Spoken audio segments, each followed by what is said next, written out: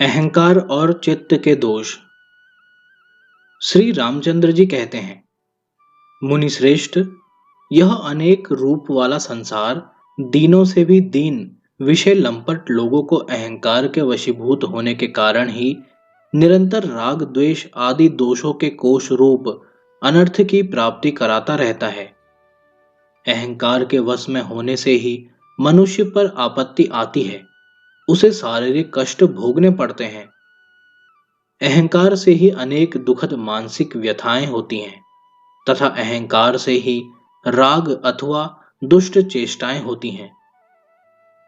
जैसे बहेलिये के द्वारा मृगों को पकड़ने के लिए बहुत बड़ा जाल बिछाया जाता है, उसी प्रकार अहंकार रूपी दोष के कारण संसार रूपी अंधेरी रात में जीवों के मन को मोहित करने वाली विशाल माया बिछी हुई है। अहंकार शांति रूपी चंद्रमा को निगलने के लिए राहु का मुख है। पुण्य रूपी कमलों का विनाश करने के लिए हिम रूप वज्र है और सब भूतों में समदर्शिता रूपी मेघ का विध्वंस करने के लिए शरद ऋतु है। ऐसे अहंकार का मैं त्याग करता हूं। न मैं अमुक नाम वाला हूं, न विषयों में मेरी रुचि है और न मन ही मेरा है। मैं शांत होकर मन को जीतने वाले महात्मा पुरुष की भांति अपने आप में ही स्थित रहना चाहता हूं। ब्रह्मन, यदि अहंकार रहता है तो आपत्ति काल में मुझे दुख होता है और यदि नहीं रहता तो मैं निरंतर सुख का अनुभव करता हूं। इसलिए अहंकार रहित होना ही श्रेष्ठ है। मुने, मैं अहंकार का त्याग करके शांत चित्त हो उद्वेग शून्य होकर बैठा रहता हूं, क्योंकि भोगों के समूह का आधार ही क्षण भंगुर है। इस देह रूपी विशाल वन में जो घनीभूत अहंकार रूपी मोटा ताजा सिंह है, उसी ने इस जगत का विस्तार किया है, इसे अपनी क्रीड़ा स्थली बनाया है। मुने, जैसे शत्रु किसी को मारने के लिए मंत्र तंत्र के द्वारा मारण उच्चाटन आदि का जाल फैलाता है, उसी प्रकार इस अहंकार रूपी महान शत्रु ने संसार में जीव का पतन करने के लिए बिना मंत्र तंत्र के ही स्त्री, पुत्र, मित्र आदि के जाल फैला रखे हैं।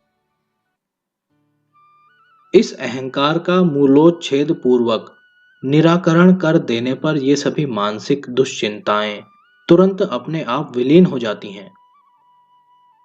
अहंकार रूपी बादल के फट जाने पर शांति का विनाश करने वाला एवं हृदय आकाश में छाया हुआ महान मोह रूपी कुहासा धीरे धीरे न जाने कहां विलीन हो जाता है।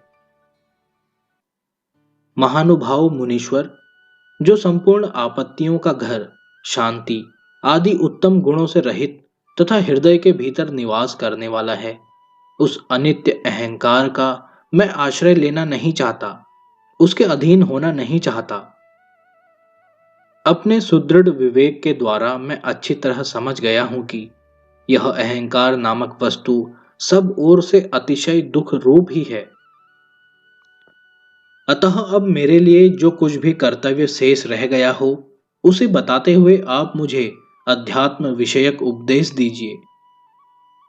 मुनीश्वर, जैसे वायु के प्रवाह में पड़कर मोर पंख का अग्रभाग वेग से हिलता रहता है, उसी प्रकार यह चंचल चित्त भी अत्यंत व्यग्र होकर व्यर्थ ही इधर उधर दौड़ता रहता है।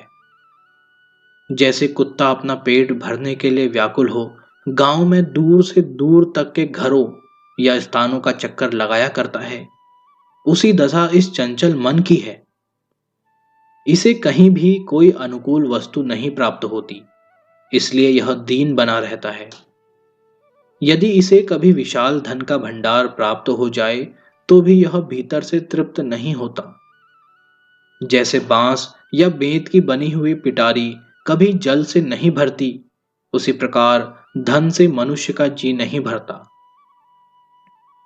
मुने, जैसे अपने झुंड से बिछुड़कर जाल में जकड़े हुए मृग को कभी सुख नहीं मिलता, उसी प्रकार समस्त साधनों से शून्य एवं सत्संग रहित मन सदा दुर्वासनाओं के जाल में जकड़ा रहता है, इसलिए उसे कभी सुख और संतोष नहीं प्राप्त होता। मुने, तरंगों के समान चंचल वृत्ति को धारण करने वाला यह मन अपने स्थूल सूक्ष्म अवयव विभाग को छोड़कर एक क्षण के लिए भी हृदय में स्थिर नहीं रहता।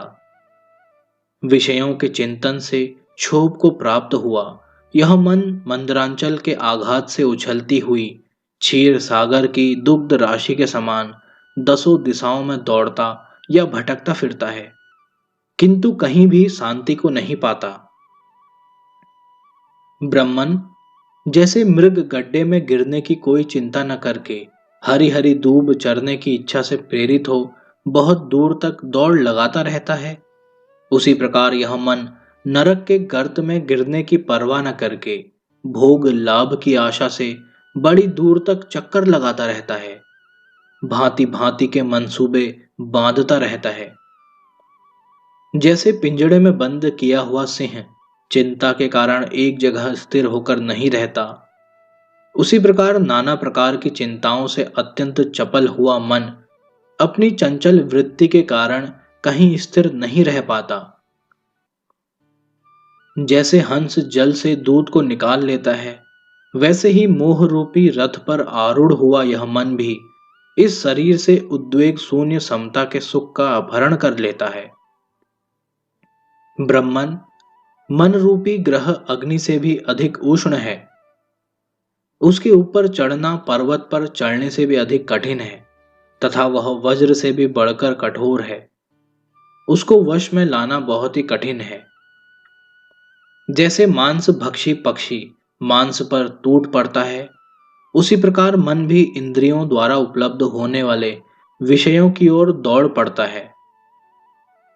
परंतु जैसे बालक पहले तो खिलौने की ओर ललकता है, फिर उसे पाकर थोड़ी ही देर में उससे मुंह मोड़ लेता है, उसी तरह यह मन प्राप्त हुए विषय से क्षण भर में ही विरत हो जाता है और नए नए विषय की खोज करने लगता है।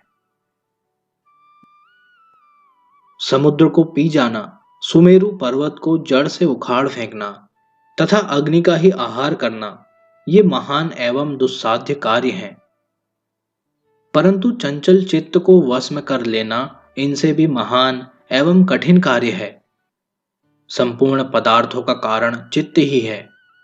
जब तक चित्त है तभी तक तीनों लोकों की सत्ता है, उसके क्षीण होते ही जगत क्षीण हो जाता है।